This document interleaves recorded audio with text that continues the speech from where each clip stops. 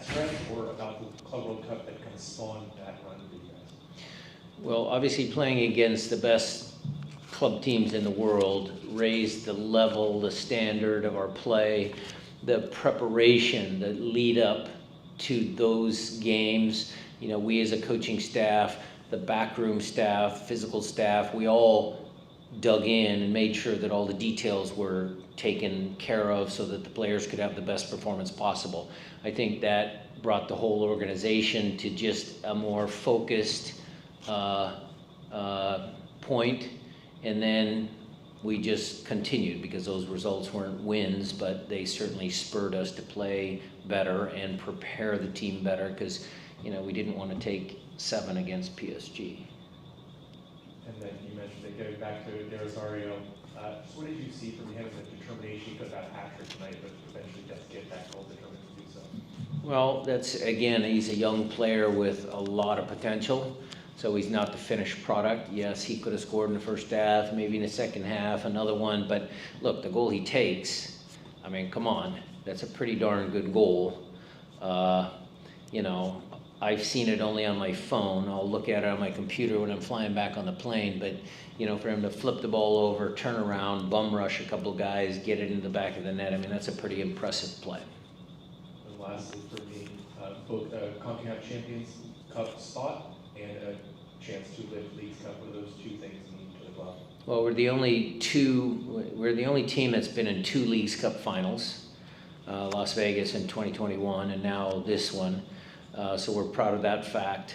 The 2021 final didn't go our way. Lyon beat us, but we're, you know, going to play. We are going to play against Messi at our home field in front of 65,000 people, and I would seriously counsel everybody should be there because it's going to be an entertaining game. Brian, you're going to play that game without Nuhu, and I know you certainly have the players to step up and go into that, but just losing him to the red card, your thoughts on how that played out? Well, I don't comment on the refereeing. But in this moment, I will tell you that I watched the replay, and everything with VAR, it's such a useful tool. But then sometimes in these situations, you can slow it down and you can stop it at the actual moment where his foot was a little high, but he clearly hit the ball, you know, half a second before he even came close to Peck. And Peck sold it pretty good. But at the end of the day, you know, we don't control the referees. You know, Nuhu maybe could have stayed out of it, but obviously in the heat of the moment. But I'm not holding anything against Nuhu. I thought it was, you know, just one of those circumstances where VAR is going to come in and make that, you know, make that a red. Brian, you had so many absences for this game. So how special is not just to win, but to dominate as you guys did too? Say that one more time. Yeah, you have many absences. Jordan Morris, like Absences. Okay. Sorry. No, that's okay. Lo siento. No worries. Okay. Yes. So a lot of absences. Yes. So Well, we're missing, Jordan Morris and João Paulo and, you know, Albert and Ryan Kent and everything. But, you know, we have a very deep roster. You know, Craig and the guys up in the front office, you know, have put together a deep squad. And we have needed every single one of the players. I mean, if you look at the team we ended with tonight, again, and then the team that, you know, beat Sporting Kansas City 5-2, we're playing a lot of young kids, a lot of local kids. And so, you know, we're very proud of that as an organization. The message has always been next man up. And, you know, again, missing Nuhu, we'll do the best job we can. The next guy has to step up and perform well. That's one for me, Brian. You've got Miami now in a chance to win a trophy. What do you see in that game? What are the things that you guys have to do to neutralize them and to take advantage of what you do? Well, obviously, we're going to have to, you know, limit their star players to, you know, half chances, if that's possible. We'll obviously have to keep some possession because we don't want to chase the ball for 90 minutes. And then, we'll have to create some chances against them. So, we'll start working on that. Probably the coaching staff on the way back, on the flight back. For the players, we're going to let them enjoy this moment. And we'll work on Miami when they come back in on Friday. You flying tonight? We're flying tonight, yeah.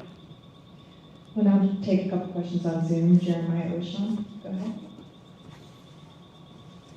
Yeah, Brian, congratulations on the win. There at the end, after you went down a man, it still seemed like your defenders were pressing forward, especially in the midfield there. What can you just say about the play of some of these young guys that you entrusted to sort of be that first line of defense there when you had to see out the last 10-ish minutes? So the midfield, we're back line of 5 when I made the last sub with Kim Keehee, but Danny Leyva, Obed Vargas, Alex Roldan, and Snyder. So Alex being the senior guy, Obed has a lot of minutes and experiences. Danny Leyva was his 100th appearance for the club, so he's ticking up. Snyder Burnell, plenty of smarts, and he looks the part. So very, very proud of all those guys, the effort that they put in. Kalani playing right back, Reed playing left wing back, sandwiched behind, 3 experienced center backs, Jackson, Yaimar, and Kim Keehee. Great way to close out the game. And then, to top it off, you got Andrew making the saves that he needed to make and managing the game. So very proud of the entire squad. Jada Evans, your questions next, please. Thanks. Congratulations to you on the win, Ryan. You had mentioned earlier about Messi, and I wanted to just kind of get your thoughts. It's a pretty incredible, I guess, in summer of soccer as women with some of the teams that you've been hosting, and also the fact that you guys have hosted a lot of titles at Women too. Can you kind of just, give your thoughts on that, on how things have worked out for you guys? So perspective, I think, is a word. As you were having your question, came to my mind. Yeah, my perspective on this, being a local kid, having seen a lot of big events at the stadium, championships and everything, finals. We're hosting the greatest player.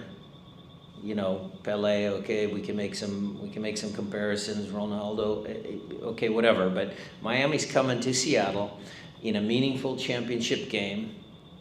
Followed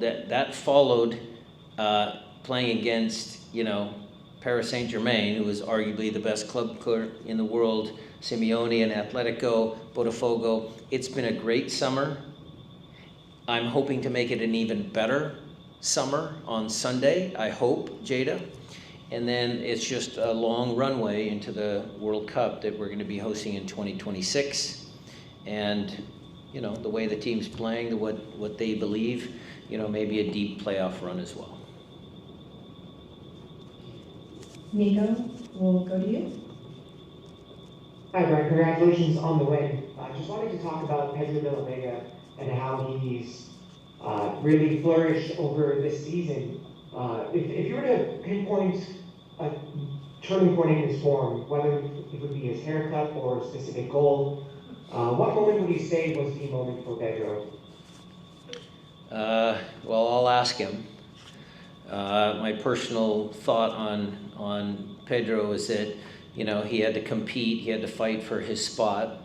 He always worked hard in training. So when his opportunity to come on the left-hand side of the field came, he was ready and he was prepared. Jesus was making his name in the right side of the field. We had Paul and Ryan Kent, so Pedro's made the most of his opportunity, and we're very pleased about that. But the kid never gave up, worked hard. That's why he's on the field. Nico Moreno, your question, please. Thank you, Brian. Congratulations on the win. Given what's in running at 200 appearances, it seemed like he was a huge part of today's win in that defensive back. Can you talk about him and what the total defense was able to do to neutralize this LA Galaxy attack? Well, the whole group played well. Ymar played excellent. Jackson was excellent. Alex, when he was back there, Nuhu when he was on the field. The entire group, that's a very established back four, very experienced back four. And, you know, they were terrific tonight. We knew LA was going to be coming out with a little bit more intensity. And so they were prepared for that challenge. You know, you had Obed and Christian, you know, screening balls in front of them where Royce liked to play. And, you know, I think Pack and Paintsel, I mean, they switched sides maybe 5 or 6 times the whole match. So you know that they were frustrated. Jeremiah, we will take your follow-up as the last question. Yeah, Brian, you know, this was the site of last year's Western Conference final. It went a different way. Does this feel at all like you have some sense of, I don't know, closure or redemption for the last year? No, because I thought we were in the game last year. It was one mistake, and Ricky was good enough to slot the ball in, but, you know, we wanted to host MLS Cup last year. I think our team was deserving of a chance to host it. Again, it's credit to Greg last year. His team was, you know, champions, so you give him a ton of credit. But this year, there's no, you know, added revenge factor. I know there was some talk about how he and I have gone up against each other for many years. I like Greg. I think he's a great coach, but, you know, I'm not using that as blackboard material. Great. Thank you so much.